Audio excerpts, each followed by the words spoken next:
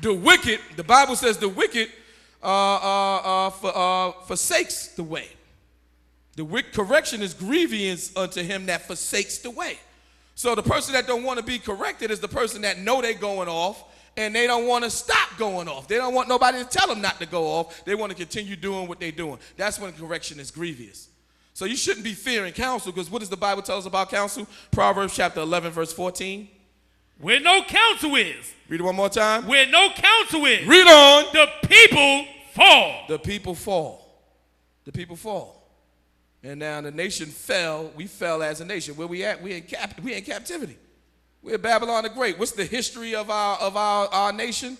Degradation, shame and humiliation, chains and shackle. For what? Not listening to the counsel of God.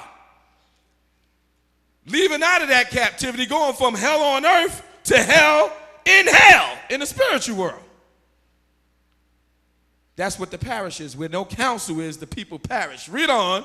But in the multitude of counselors. But in the multitude of counselors, read on. There's safety. Yeah, having that counsel and going and getting those problems corrected, being informed on what's being done wrong, that's when you're safe. That's when you're walking around safe. Do everybody understand that? Everybody got that? I want to hear more of you. Everybody understand that? Everybody got that? Okay, give me the book of Deuteronomy chapter 25. Chapter 25. And let's go back to it. Book of Deuteronomy chapter 25, verse 1. If there be a controversy between men. So if you have a disagreement with your brother or your sister, read on. And they come unto judgment. And you can't solve it and you can't get past it, and there's animosity and there's hatred growing and dislike of one another. You come to counsel. Read on. That the judges may judge them. You read on. Then they shall justify the righteous. And the one that's right is going to be told that they're right. Read on. And condemn the wicked. And the one that's wrong is going to be told that they're wrong. That they're wrong. Don't get frustrated with God's process. Don't get angry with the messengers. If you're wrong, you're wrong. Do everybody understand that? Everybody got that, right? Read on. And it shall be, if the wicked man be worthy to be beaten. Read it one more time. And it shall be, if the wicked man be worthy to be beaten. Read on. That the judge shall cause him to lie down and to be beaten before his face, according to his fault, by a certain number. Okay, so if the wicked person was trifling, I mean they did something real negative, okay? That's why the scripture says worthy to be beaten. Okay. Then they got to get beat. Everybody understand that? Everybody got that? What that's talking about is that it was no way that that person didn't know that they was wrong for what they was doing. And they did it anyway. Everybody understand that? And if the crime was worthy of a beating, then they got beat. I'm telling you, if this was in effect right now, with the whole planet Earth, it wouldn't be one crime on Earth. I'm telling you.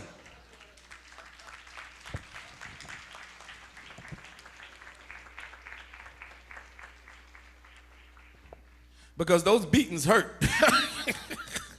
They wasn't no beatings that you get from your mother and all that. It wasn't no belt. It wasn't no stitcher cord. But none of that, brother. They pulled out a whip that you don't never want to feel. Okay, and the Lord, that whip was so terrible. That whip. That's why they call it a whipping. That whip was so terrible that the Lord had to count how many times you can hit a person with it. Because if you go beyond that amount of times, that person would be left half dead. The Lord said, you'll be treating that person like that Israelite, like they're nothing, like they're a nation. You can't beat them that bad. So he had to count the amount of times they could get hit with that whip.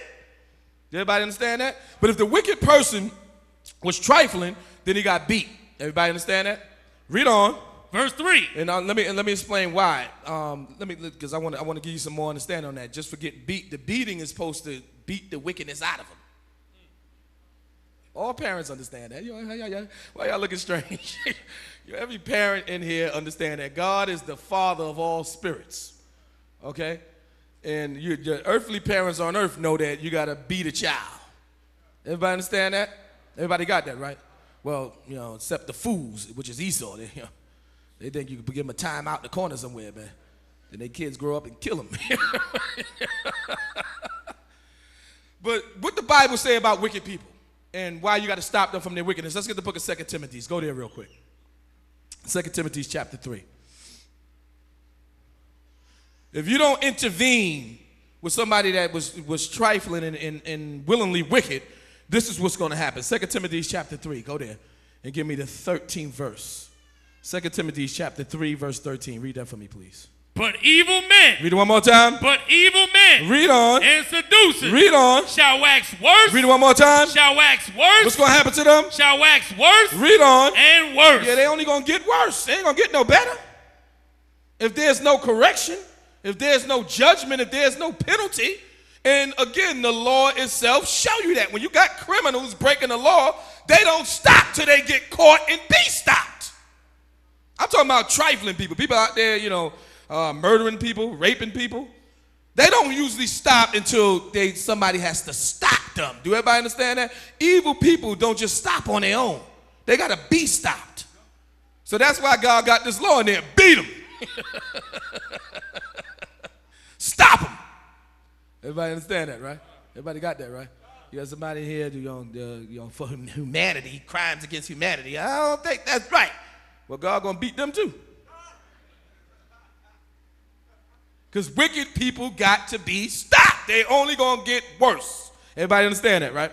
All right, let's go back. Let's go back to Deuteronomy chapter 25. And read the second verse one more time. And it shall be, if the wicked man be worthy to be beaten. Read it one more time. And it shall be, if the wicked man be worthy to be beaten. He did something or she did something that caused them to get that beating. Read on. That the judge shall cause him to lie down. Read on. And to be beaten before his face. And to be beaten before his face. Read on. According to his fault. According to whatever it is that was done by that person. Read on. By a certain number. By what? A certain number. Read on. 40 stripes. Read it again. 40 stripes. Read on. He may give him. Read on. And not exceed. God made that a law. They couldn't go past 40. Them beatings were so terrible that they actually didn't even, a lot of times they didn't even give them the last stripe. They went to 39, And these were wicked judges. Of course, this law got abused when again, the Levites found out they had the power to beat people. They were knocking all kind of teeth out. For no reason. They were just knocking cats out. In our law, that's what was going on. Actually, get the book of Acts. Let me show y'all that. Get the book of Acts. Let me show you that. The Levites were going off. Get the book of Acts, chapter 23. Acts chapter 23 and start at the first verse. Acts chapter 23, verse 1. Read that. And Paul, earnestly beholding the council. Read it one more time. And Paul, earnestly beholding the council. So Paul was brought to council. They had charges on Paul. Read on. Said, men and brethren. Read on. I have lived in all good conscience before God unto this day. Read on. And the day, and Salakia, and the Read it again from the top, brother. And Paul, earnestly beholding the council. Read on. Said, men and brethren, I have lived in all good conscience before God unto this day. Read on. And the high priest, Ananias, commanded them that stood by him to smite him on the mouth. You see that? See? As soon as Paul spoke, the high priest said, punch him in the mouth.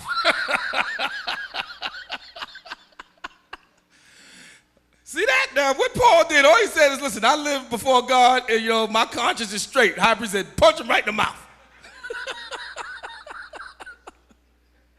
So this law was getting abused. Everybody understand that? Now, of course, the high priest thought he can do it, but he had to do it lawfully. The Bible said what? If he be worthy to be beaten. Proverbs 18:6 says what? Get Proverbs 18. Get the book of Proverbs chapter 18:6. It says, a fool's lips enter into contention, and his mouth calleth for strokes. So again, all over the Bible tell you, you punch somebody in the mouth. But what did Paul do to get punched in the mouth? Read that one more time. Proverbs 18:6. A fool's lips enter into contention. Read on. And his mouth Read on. calleth for strokes. And don't act like you don't understand this. Everybody in this room should be able to relate to this, because I know every last one of you done spoke to a fool, okay? And you had to manage your anger. But what the hell are you talking about? Everybody understand that? Okay, so Ananias figured he had the authority to hit Paul, but what did Paul do? Let's go back to the book of Acts chapter 23 and let's read it again. So they were abusing the law that was in the law of God, that you can actually beat the wicked. People wasn't wicked and was getting their teeth knocked out just for coming to council. Acts chapter 23 verse 1. Read it again. And Paul, earnestly beholding the council, come on, said, men and brethren, I have lived in all good conscience before God unto this day. Read on. And the high priest Ananias commanded them that stood by him Read to on. smite him on the mouth. To do what? Smite him on the mouth. Read on. Then said Paul unto him, Read on. God shall smite thee, Read on. thou whited wall. Yeah, Paul called him a dirty nigga, man. Yeah. I got to interpret these things, you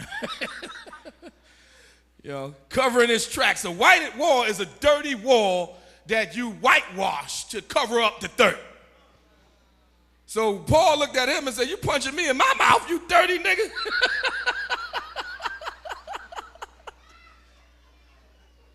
God gonna smite you. Now, when y'all interpret this, you can leave out nigga because it might offend. But knowing that Paul was a Benjamite, it's hard to think he left that word out, but I'm going to just leave it alone. I'm going to maybe call him a dirty blood clot. I don't know.